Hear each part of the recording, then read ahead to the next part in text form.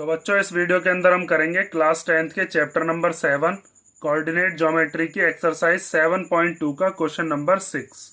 तो question number 6 में हमें दिया है if 1,2 4, x, 6 and 3, 5 are the vertices of a parallelogram taken in order find x and y।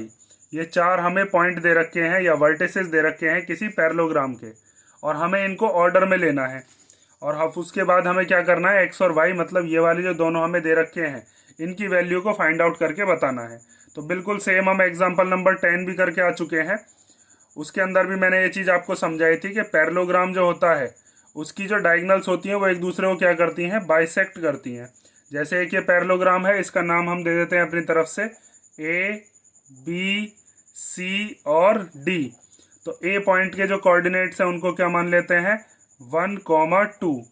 B point के coordinates कितने ले लेते हैं, 4, सी पॉइंट के कोऑर्डिनेट ले लेते हैं x, 6 और डी पॉइंट के कोऑर्डिनेट कितने हो गए, 3, 5। और इसके बाद इसने ये भी बताया था कि इसको ऑर्डर में लेना है, मतलब ए यहाँ है तो आपको या तो ऐसे करके ही चलना है जैसे मैंने यहाँ पर आपको बनाकर दिखाया ABCD, या फिर आप इधर से भी चल सकते हो ऐसे ABCD, कहीं से भी शुरू कर दो। ए अगर आप यहाँ पर लेते हो तो फिर BCD, मतलब या तो आप क्लॉकवाइज चलो या एंटी क्लॉकवाइज चलो। ये नहीं है कि ए यहाँ लगा दिया बी यहाँ लगा दिया, ठीक है। तो एक ऑर्डर में हमको लेना है और एक्स और वाई की हमें फाइंड आउट करके वैल्यू बतानी है कि क्या आएगी। तो उसके लिए मैंने आपको बताया था कि अगर इसकी डायगोनल्स को ज्वाइन कर दिया जाए, जैसे AC वाली डायगोनल और BD वाली डायगोनल, तो ये दोनों की दोनों आपस में जहां पर काटती हैं वो पॉइंट क्या हो गया, मान लीजिए O। तो ये OA जो है ये वाला और OC जो है ये दोनों के दोनों आपस में कैसे होते हैं, इक्वल। और ऐसे ही ये OD और ये OB ये भी आपस में कैसे होते हैं, इक्वल। ये एक प्रॉपर्टी होती है पैरेललोग्राम की कि diagonals of parallelogram bisect each other. तो जब ये बिल्कुल मिड पॉइंट है, बाइसेक्ट का मतलब क्या है, बिल्कुल बराबर हिस्से मिड पॉइंट कर सकता है, तो इसका मतलब AO और OC का रेशो 1:1 होगा और DO और OB का रेशो भी 1:1 होगा। यही चीज मैंने आपको बताई थी एग्जाम्पल नंबर 10 में। वही चीज हमें बिल्कुल इस वाले में करनी है, बस उसके अंदर एक ही वेरिएबल पूछा था P वाला, और इसके अंदर दो पूछ लिए, एक Y पूछ लिया, एक X पूछ लिया। करना आपको ऐसे ही है जैसे मैंने यहाँ पर आपको बताया था, ठीक है। ये चीज समझ गए होगे आप। एग्जाम्पल नंबर 10 किसी ने किया है तो पहले खुद ट्राई करके देखो। तो इसको हम करते हैं, पहले हमने जो जो पॉइंट्स माने हैं उनको लिख लेते हैं। Let the given points B, वो हमने पॉइंट्स क्या मान लिए, एक पॉइंट है A, उसके कोऑर्डिनेट क्या है 1, 2। फिर B पॉइंट है उसके कोऑर्डिनेट हो गए 4, फिर C पॉइंट है उसके कोऑर्डिनेट हो गए x, 6, और फिर उसके बाद D पॉइंट उसके कोऑर्डिनेट क्या हो गए 3, 5। और उसके बाद हमें एक चीज पता है कि इसकी जो डायगोनल्स होती हैं वो एक दूसरे को क्या करती हैं, बाइसेक्ट करती हैं। तो आप लिखोगे we know that diagonals of parallelogram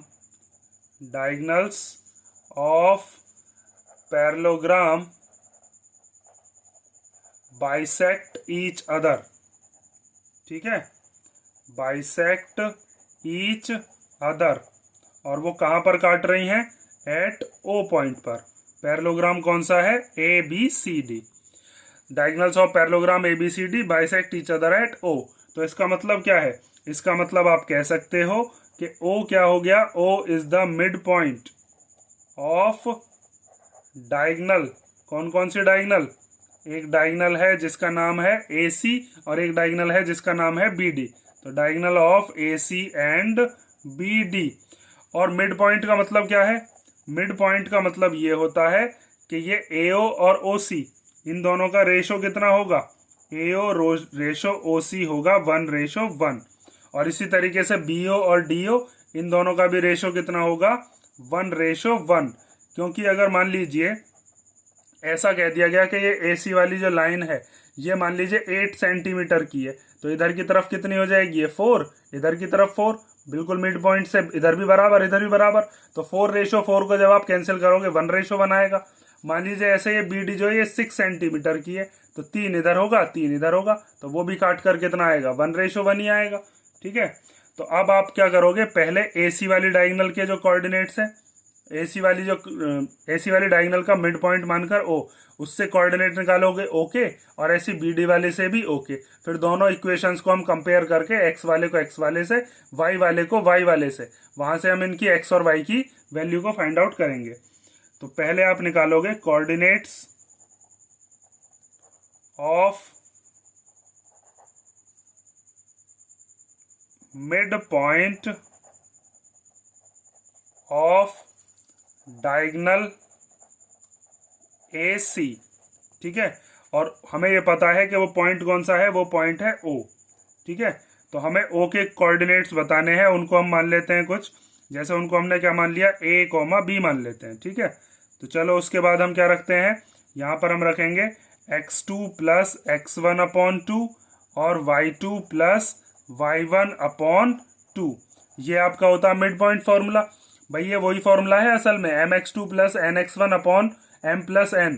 यहाँ पर m की वैल्यू भी 1 है, ये रहा m, ये रहा n, और यहाँ पर नीचे m प्लस n आता है, तो 1 प्लस 1 कितना हो जाएगा, 2।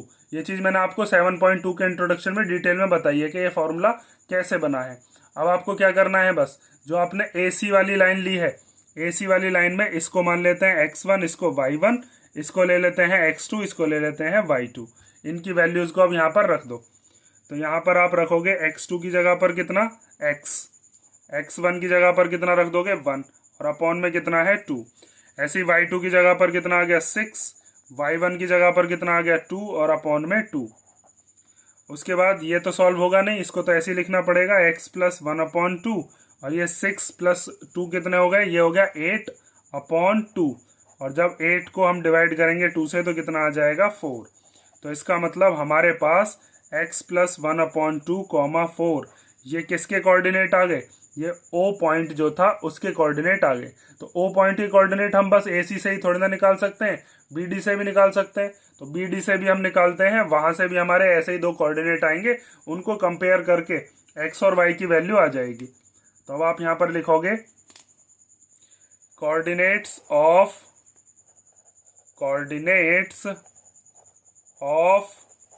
मिड पॉइंट ऑफ डायगोनल, और इस बार डायगोनल कौन सी ले रहे हैं हम, बी डी। तो उसके कोऑर्डिनेट जो है वो हमने क्या माने हैं, भाई पॉइंट तो वही है ना, इसके कोऑर्डिनेट हमने क्या मान लिए हैं, ए बी। तो यहाँ पर आप लिखोगे ओ, जिसके हम कोऑर्डिनेट्स निकाल रहे हैं, फॉर्मूला तो यही रहेगा x2 प्लस x1 अपॉन 2 और y2 प्लस y1 अपॉन 2। अब यहाँ पर बस वैल्यू रख दो, इस बार x1 x2 y1 y2 change हो जाएंगे। तो इसको मान लेते हैं x1, इसको y1, इसको ले लेते हैं x2, इसको ले लेते हैं y2। तो पहले आप x2 की जगह पर क्या रख दोगे 3, x1 की जगह पर कितना रख दोगे 4 और अपॉन में 2। ऐसे ही y2 प्लस y1 है, y2 की जगह पर कितना आ जाएगा 5 और y1 की जगह पर कितना आ जाएगा y और अपॉन में 2। तो ये 3 प्लस 4 कितना हो गया 7 अपॉन 2 और 5 प्लस y, इसको तो हम सॉल्व नहीं कर सकते, इसको ऐसे ही लिख लेंगे। तो ये आ गया अपना क्या, ओ पॉइंट के कोऑर्डिनेट्स जब हमने बी डी वाली डायगोनल को माना, और ये वाले कोऑर्डिनेट्स हमारे आए हैं ओ पॉइंट के जब हमने कौन सी वाली डायगोनल मानी थी, ए सी। तो यहाँ से मान लीजिए हमारी ये वाली इक्वेशन हो गई फर्स्ट और ये वाली इक्वेशन क्या हो गई सेकंड। अब जब हम इन दोनों को कंपेयर करेंगे तो है तो दोनों ओ के कोऑर्डिनेट, हम एक्स वाले को कंपेयर करके फर्स्ट वाले के इक्वल रख देंगे, वाई वाले को कंपेयर करके सेकंड वाले के इक्वल रख देंगे, और वहां से हमारी जो वैल्यूज हैं वो आ जाएंगी एक्स और वाई की।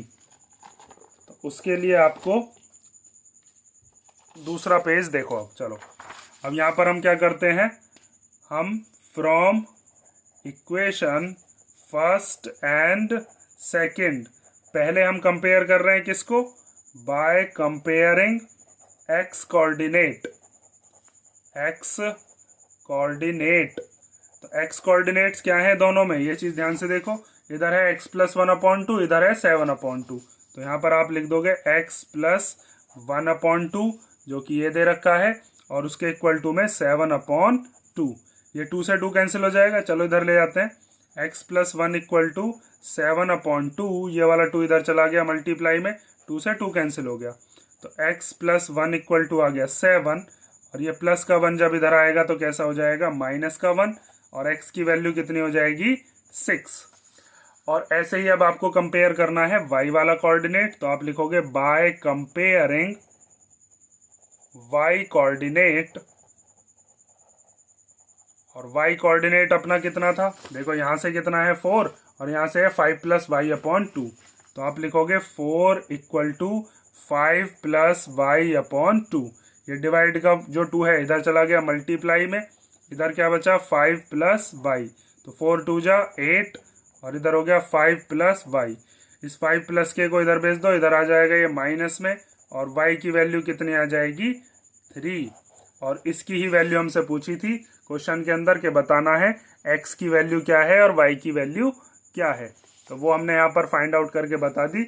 बस आपको इसमें क्या चीज़ याद रखनी है कि diagonals of parallelogram bisect each other, और जब वो बाइसेक्ट करती हैं, बाइसेक्ट का मतलब होता है 2 बराबर हिस्से, और 2 बराबर हिस्से का मतलब है कि वो जो O पॉइंट है वो मिड पॉइंट होगा, और मिड पॉइंट का काम क्या होता है कि वो हमेशा 1:1 में ही डिवाइड करता है, और जब 1:1 होता है तो हम सेक्शन फॉर्मूला का जो स्पेशल केस मैंने आपको इंट्रोडक्शन में पढ़ाया था उसको यूज कर लेते हैं, और वहां से कंपेयर करके x और y की वैल्यू को निकाल लेते हैं।